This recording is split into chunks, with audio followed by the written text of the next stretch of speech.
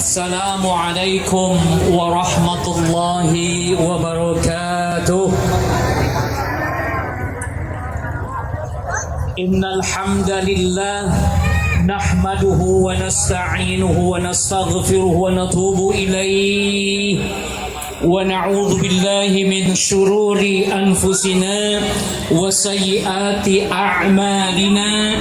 Man yahdihillahu fala mudilla lahu wa man yudlil falan tajida lahu waliyyan mursyida. Asyhadu an la ilaha illallah wahdahu la syarika lah wa asyhadu anna Muhammadan abduhu wa rasuluhu wa innahu la nabiyya ba'da. Allahumma salli wa sallim wa barik ala sayyidina wa maulana Muhammadin wa ala alihi wa ashabihi wa man tabi'ahum bi ihsanin ila yaumiddin. Amma ba'd. Hadirin wal hadirat, khususnya pengantin baru ya akhil Habib Faisal Khairuddin dengan ukhti siapa? Ar-Rum ya, Nur Hafizah. Mas Faisal sebaik-baik yang dalam keberagamaannya, sementara istrinya adalah yang menjaga Nur Hafizah, cahaya penjagaan. Masya Allah. Semoga Allah berkahi. Barakallahu laka wa baraka alaika wa jama'a bainakuma fi khair. Hadirin wal hadirat yang dimuliakan Allah Subhanahu wa taala, tujuan pernikahan tidak bisa dipisahkan dari tujuan hidup kita sebagai manusia. Ada tujuan hidup kita di dunia, ada dua tujuan paling tidak. Pertama sebagai khalifah, kedua untuk beribadah kepada Allah Subhanahu wa taala. Maka oleh sebab itu kehidupan kita di dunia ini senantiasa harus diniatkan mengabdi kepada Allah Subhanahu wa taala. Menarik untuk kita lihat bagaimana Bapak kita Adam alaihissalam yang Allah ciptakan sebagaimana Allah katakan di dalam Al-Quran, wa idh qala rabbuka lil malaikati inni ja'ilun fil ardi khalifah. Ingatlah ketika Allah berfirman, inni ja'ilu, sesungguhnya kami menjadikan, inni ja'iluka, sesungguhnya kami menjadikan Bapak kita Adam alaihissalam sebagai khalifah di muka bumi. Tapi pertanyaannya, mengapa Bapak kita yang tujuannya diciptakan sebagai khalifah di muka bumi, mengapa harus mampir dulu ke sorga? Bukannya tugasnya di dunia?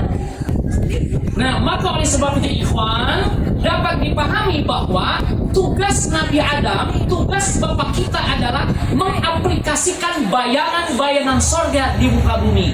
Dan ini menjadi tujuan seluruh para rasul, seluruh nabi ya. Tujuannya mereka adalah untuk mengaplikasikan bayangan-bayangan sorga yang telah mereka ketahui di muka bumi. Maka oleh sebab itu tadi sebagaimana dikemukakan oleh Bapak dari KUA bahwa an-nikah itu sunnatul anbiya. Nikah itu adalah sunnahnya para nabi. Jadi bukan hanya sunnah Nabi Muhammad SAW, tapi sunnahnya para nabi. Dan ini menunjukkan kalau begitu tidak mungkin kebahagiaan surgawi terwujud tanpa pernikahan. Nah ini yang harus dipahami ya. Maka oleh sebab itu ikhwatul iman, hadirin hadirat sekalian, khususnya dua pengantin yang baru dihalalkan ya dengan nama Allah itu, ini harus menjadi catatan bahwa pernikahan itu dalam rangka mengikuti sunnah Nabi Muhammad sallallahu alaihi wasallam, mengikuti sunnah para anbiya, para nabi. Untuk bisa mengaplikasikan kehidupan surgawi yang di dalam bahasa Al-Quran disebut sakinah, maka bisa kita lihat wa min ayati an khalaqalakum min anfusikum azwajan litaskunu ilaiha wa ja'ala bainakum mawaddatan wa rahmah inna fi dzalika laayatin liqaumin yatafakkarun. Itu menjadi ayat-ayat bagi mereka yang mau memikirkan. Kalau kita tidak mau memikirkan, maka kita tidak akan mendapatkan isyarat untuk apa pernikahan. Ciri wa min ayati, dan dari sebagian tanda-tanda kekuasaan Allah Subhanahu wa taala, adalah menciptakan ya bagi kita pasangan agar litas kunu, agar kalian tinggal dengan nyaman. Bagaimana pemahaman tinggal dengan nyaman?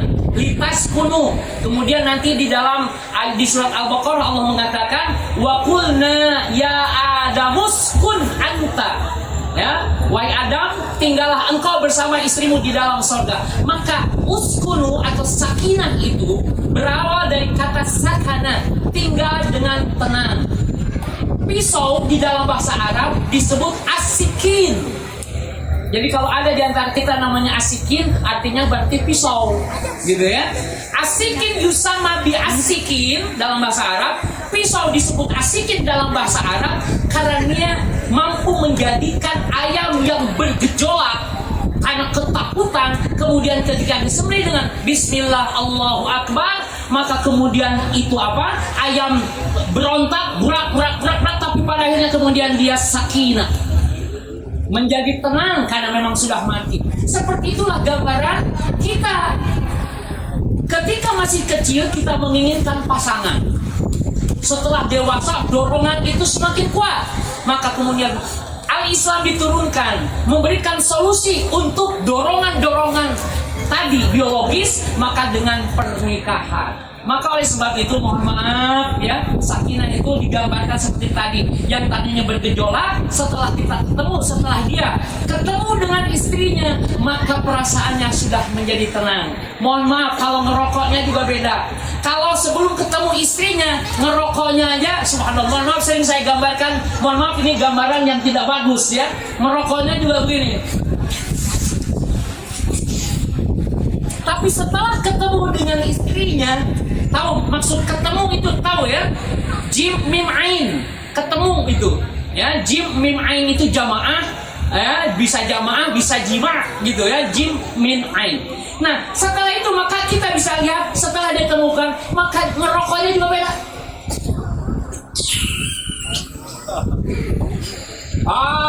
Begitu. Itu kenapa? Karena itu perwakilan dari perasaannya yang sudah sakinah tadi. Nah, tetapi untuk membentuk kalimat sakinah tadi, hidup tenang, ada syarat-syaratnya. Tali temani kehidupan rumah tangga paling tidak 4 yang ingin saya bahas. Yang pertama, mahabbah, cinta. Kedua, mawaddah. Yang ketiga, rahmah. Yang keempat adalah amanah dari Allah Subhanahu wa Ta'ala. Yang pertama, tidak mungkin kita merasa tenang, sakinah kalau kita membangun rumah tangga bidunil mahabbah, tanpa cinta. Kita memanai cinta itu adalah mencintai pasangan kita yang sah itu karena dituntut oleh syariat, dituntut oleh Islam, sehingga kita mencintai istri kita apa adanya. Begitu juga istri kita mencintai kita apa adanya.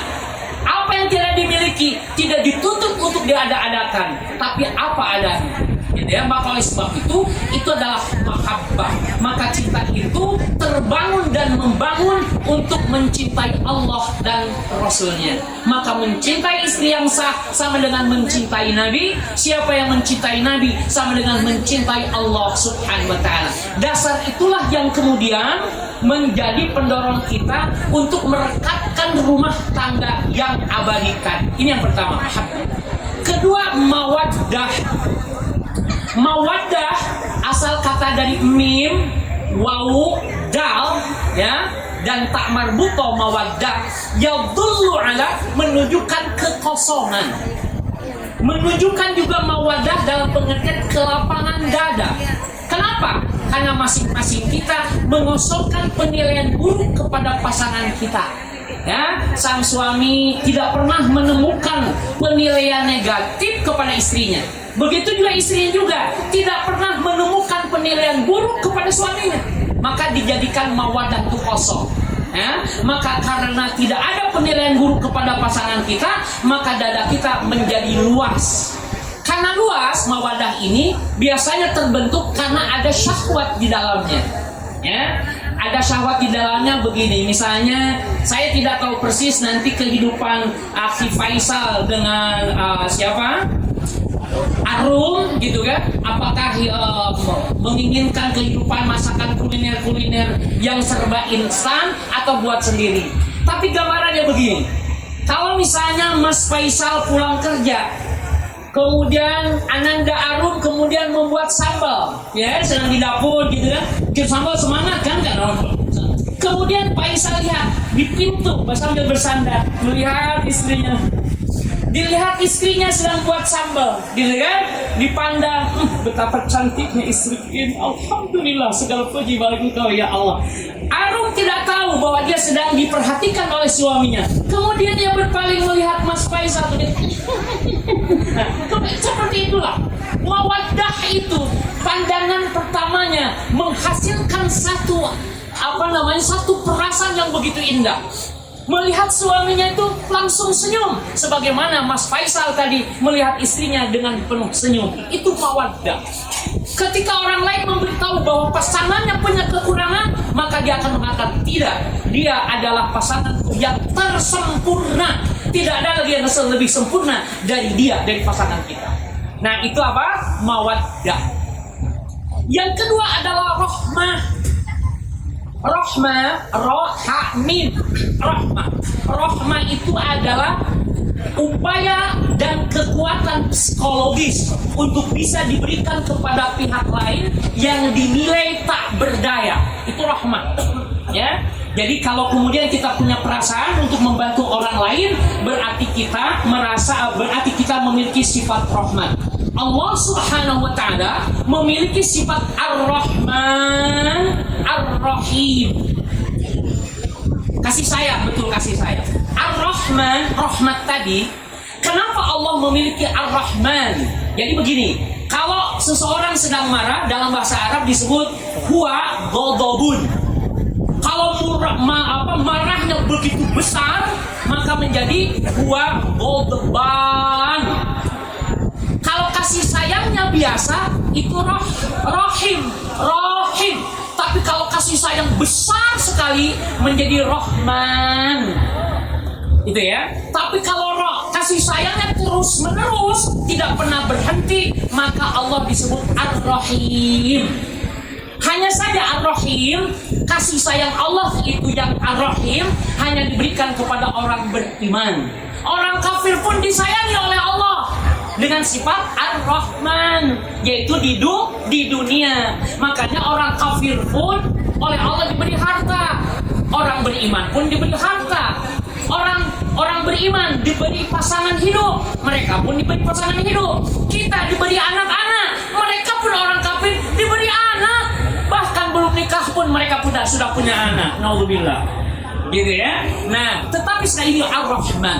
Maka rahmat, misalnya Ananda Faisal nanti suatu saat ketika Allah mentakdirkan sampai sudah kakek-kakek nenek-nenek, maka tadi ya, maka sifat itu untuk memberdayakan. Maka Allah Azza wa Jalla menyatakan di surat Ar-Rahman Ar-Rahim. Nah, nanti bagaimana dalam hubungan rumah tangga menerapkannya? Kenapa Allah beri rahmat rahim? Karena semua makhluk ciptaannya semuanya lemah, tidak punya daya, tidak punya kekuatan. Maka oleh Allah diberi daya dan kekuatan. Maka kita diajari oleh Nabi untuk selalu mengatakan doa la haula wala quwwata illa billah. Jadi karena kita memang tidak punya kekuatan dari Allah lah itu semua. Nah, sang suami ketika melihat istrinya tak berdaya, kerepotan, ketika kita sekali lagi punya sifat rahmah, hendaknya kita membantu pasangan kita. Sang suami dalam kerepotan, istrinya punya kesempatan, maka istrinya juga bisa memberikan pertolongan, bisa membantu suaminya. Maka itu menunjukkan bahwa mereka memiliki sifat rahmah. Hanya saja sifat rahmat. Kalau tadi mawaddah itu di dalamnya ada syahwat, tapi kalau rahmat sudah tidak ada. Ketika mereka pengantin baru, jalannya juga rapat, jalannya berdua rapat, gitu ya. Mawaddah karena masih syahwatnya besar, kecantikannya masih terlihat, kegantengannya juga masih dibaca. Tapi kalau sudah nanti mereka sudah jalannya pelan-pelan begini, nenek, ayo bareng sama kakek jalan. Nah, itu rahmat, bukan mawaddah. Kalau tadi kemudian kalau kita sudah tua bikin sambal, kalau tadi kan begini ketika mawaddah. Nah, ketika rahmat itu bikin sambalnya aja pelan, ya kan? Nah, si kakek suaminya lihat. Kalau tadi tadi di mawaddah yang ada senyum. Istriku cantik. Kalau sekarang dia, ya Allah, dia adalah orang yang telah melahirkan anak-anakku. Dialah yang telah mengabdi kepadaku. Dialah yang telah memenuhi semua impian dan permintaanku. Sayangi dia ya Allah sebagaimana dia telah ridho melayani aku. Si nenek juga sedang itu mungkin merasa diperhatikan sama si kakek, dilihat sama si kakek. Kalau tadi kan senyum, dia lihat kakeknya mencucurkan air mata, gitu, maka dia pun melihat, ada apa kakek? Enggak ada apa-apa, ada dia, masya Allah. Nah, ketika jalannya tadi keras itu mawaddah, tapi sekarang jalannya bareng. Jangan buru-buru ya kakek, kita jalannya pelan-pelan saja. Nah, itu rahmat namanya. Karena ada seorang suami, istrinya sudah seperti itu, ditinggal jauh sendirian begitu. Cepat bahkan ini jam berapa? Nah, itu berarti kita nggak punya rahmat, ya. Maka oleh sebab itu bapak-bapak sekalian yang sudah Allah anugerahkan kehidupan yang bahagia dengan pasangannya, dengan istri-istrinya, sehingga beranak pinak dan punya cucu dan seterusnya, ingatlah nikmat Allah. Ya, oke, baik. Itu adalah mawaddah warahmah, kemudian rahmat, ya, mawaddah warahmah. Kemudian yang keempat adalah bahwa ini semua, ya Faisal, sesungguhnya agung diserahkan oleh ayahnya kepada engkau itu karena ia percaya kepada engkau. Karena inilah amanah Allah. Amanah itu adalah menjadi seseorang memberikan sesuatu dengan rasa aman kepada orang yang dipercayainya, itu amanah. Nah, maka oleh sebab itu Pak Edi Wiranto ini percaya betul kepada Anda ya Faisal, bahwa ia menitipkan putrinya kepada engkau. Dulu yang memberi makan dia, memberi makan Arum adalah Pak Edi. Dulu yang mengenalkan kepada Allah, kepada agama Islam adalah Pak Edi. Tapi sekarang dia percayakan kepada engkau agar engkau bisa mendidik, menuntun, ya, menggendongnya di jalan ridho Allah Subhanahu wa ta'ala. Maka oleh sebab itu dikatakan al-rijalu qawwamuna 'alan nisa. Al-rijalu pengertian harfiahnya adalah para lelaki, tapi maksudnya adalah para suami. Qawwamuna kalau kita lihat terjemah itu para pemimpin. Tapi sesungguhnya bukan para pemimpin. Pemimpin itu kesimpulan. Qawamun itu dari qawma yaqum, ya, sejalan dengan istiqamah. Jadi dia adalah, para suami itu adalah orang-orang yang harus menjadikan tetap pancep istrinya di jalan Allah Subhanahu wa ta'ala. Ketika istrinya sudah mulai dandannya berlebihan sehingga dia ma'il itu condong kepada keburukan sehingga ia pamer auratnya kepada orang lain, maka suami yang mengingatkan, wahai istriku, engkau sekarang menjadi tanggung jawab aku. Apa yang kamu lakukan, aku akan dimintai pertanggungjawaban oleh Allah Subhanahu wa ta'ala. Jadi gitu ibu, ya, apa yang dilakukan oleh kita, oleh para istri, suaminya akan dimintai pertanggungjawab oleh Allah. Tapi apa yang dilakukan oleh suami tanpa sepengetahuan istri-istri, maka istri-istri tidak akan dimintai pertanggungjawab. Paham sampai sini? Kalau gitu enakan jadi mak-mak apa enakan jadi bapak-bapak? Enakan jadi mak-mak, gitu ya, masya Allah. Nah, maka di sini saya ingin jelaskan, sampaikan, sang suami boleh memilih, tapi sang istri boleh menerima dan menolak. Paham sampai sini? Lelaki itu boleh memilih. Oh, nggak adil, lelaki mah boleh milih, perempuan mah enggak. Enggak, perempuan juga sama, diberikan hal yang sama. Dia boleh menerima, tapi juga boleh menolak. Gitu ya, berarti adil dalam masalah ini. Apalagi kemudian tadi laki-laki akan dimintai pertanggungjawaban istrinya, sementara istrinya tidak akan dimintai pertanggungjawaban tentang suaminya. Maka oleh sebab itu ikhwatul iman, hadirin hadirat, Ananda Faisal dengan Arum, bangunlah rumah tangga yang menjadikan rumah tangga itu miniatur surgawi. Ya, miniatur surgawi, karena memang para nabi diutus itu di bumi untuk mengaplikasikan kehidupan surga. Makanya ya misalnya alhamdulillahilladzi hadana lihada wa ma kunna linahtadiya laula an hadanallah. Itu bacaan siapa?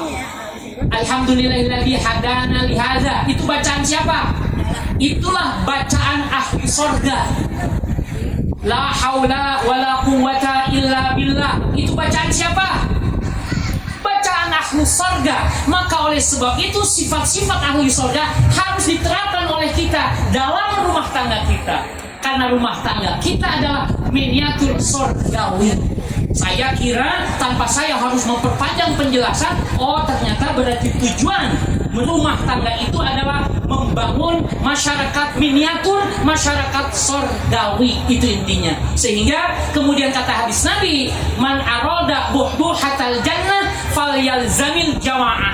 Siapa yang hendak tinggal di dalam surga, hendaknya ia menetapi al-jamaah. Karena al-jamaah adalah miniatur surgawi yang terdiri dari keluarga-keluarga ikhwan dan akhwat yang hidup sunnah, yang hidup sesuai sunnah, yang hidup sesuai dengan Quran, sesuai dengan tuntunan Allah dan Rasulnya. Ini yang harus dikemukakan. Jadi Anda harus bersepakat bahwa kehidupan yang akan dibangun di dalam rumah tangga itu adalah kehidupan yang sesuai dengan Al-Quran dan sunnah Rasulullah Muhammad Sallallahu Alaihi Wasallam, yaitu hidup secara berjamaah, karena jamaah adalah miniatur surgawi. Demikian saya kira ya. Tuh Masya Allah 25 menit kelamaan lah. Saya tahu juga sudah terdengar bisikan-bisikan lagi. Si Ustaz ngomongnya lama amat sih, saya udah lapar kan. Sudah saya dengar ya. Saya kira itu saja yang dapat saya kemukakan. Kurang dan lebihnya saya mohon maaf. Wassallallahu ala nabiyyina Muhammadin walhamdulillahi rabbil alamin. Wassalamualaikum warahmatullahi wabarakatuh.